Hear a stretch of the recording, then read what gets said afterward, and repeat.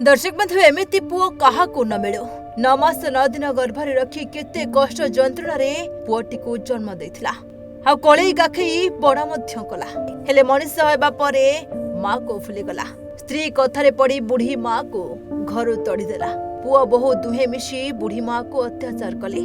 शेषे बुढ़ी माटी आसी वृद्धाश्रम आश्रय नेला हेले पुओ बहु को झुरी झुरी सही पालानी। शेषे वृद्धा माटी निज सह एमती किछि कर दैछि जहा पाई एबे ए बुढ़ी माटी असुस्थ होई पड़िछि।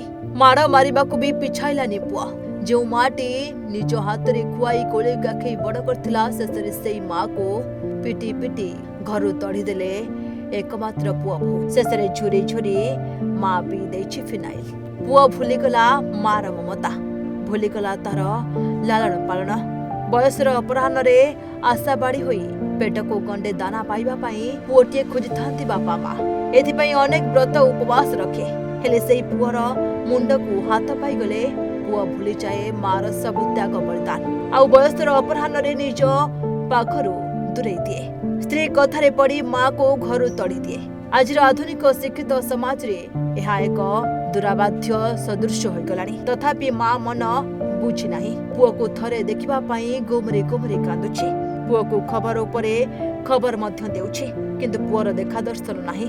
एपरि किछि घटना देखिबा को मिलिछि ढेंकानाल जिला भुवन ब्लॉक अंतर्गत जिराल ग्राम नुआ साही रे।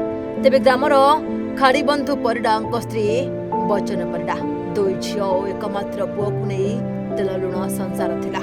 40 वर्ष पर स्वामी मृत्यु हो जाइथिला।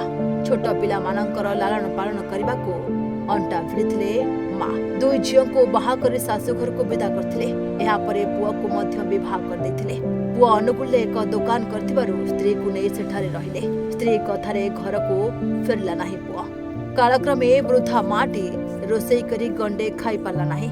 ग्रामवासी माने पुओ बालकृष्ण परिडा को जोगाजोग करी निरुपाय हो जाइथिले। शेषरे ग्रामवासी माने निकट थिबा अळापाळ अराई वृद्धाश्रम नहीं छाड़ी देथिले। जे कुआडे ताकू मो आनिली तो आश्रम आनिली मो कतरे केते दिन रहिला तापर पुणी नेकर ताकू अनुगुल रे भाई आसिक गाँव छाड़ी भाई आसी नेले नेला पर सेठी 4 मास काल काल रहिला।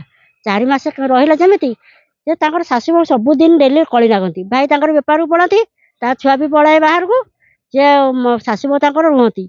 ये ताकर शाशु नागती कहबो जे मो बहु मते माइला मते घोषाला ये कला ये ताकर शाशु आज्ञा ଏବେ ଚାହୁଁଛି ମୁଁ ଆପଣଙ୍କୁ ଅନୁରୋଧ କରୁଛି ମୋ ଭାଇ ତାକୁ ନେଇକିରି ଯାଆନ୍ତୁ।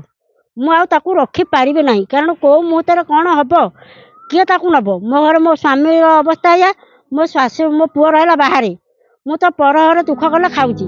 आश्रम रे 4 वर्ष रहिबा परे असुस्थ होई पड़थिले वृद्धा माटी। आश्रम कर्तृपक्ष वृद्धांक पुओ को जोगाजोग करी विफल होइथिबारु झियो गीतांजलि को डकाई हस्तांतर करथिले। झियो घरे 4-5 दिन रहिबा परे पुओ बालकृष्ण आसी निज पाख को नैथिले किंतु 4 मास परे पुओ बहु वृद्धा मां को खाइबा को न देई माड़ मारी घर तड़ी देले। खबर पाई सान झियो गीतांजलि नायक अनुकूल रो उद्धार करथिले आ निज घर को नै आछिछंती।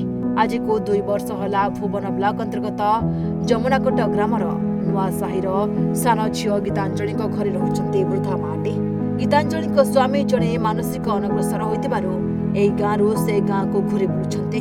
घर चलाइबा को पर घरे बासन माजुछि झियो। एबे माटी को भल करी देखा जाउनी कि सुना जाउनी। पुओ को झुरी झुरी अछि फिनाइल पी दैछि वृद्धा माटी। आ जीवन हारिबा को चेष्टा करथो बेले झियो आ ग्रामवासी ताको बंचाई दैछंती। जेबे खबर देले पुओ सुनुनी फोन कले फोन काटी देउछि। छातीटा पड़ पुआ लागे छनुळ रे केही नाहंती घरे।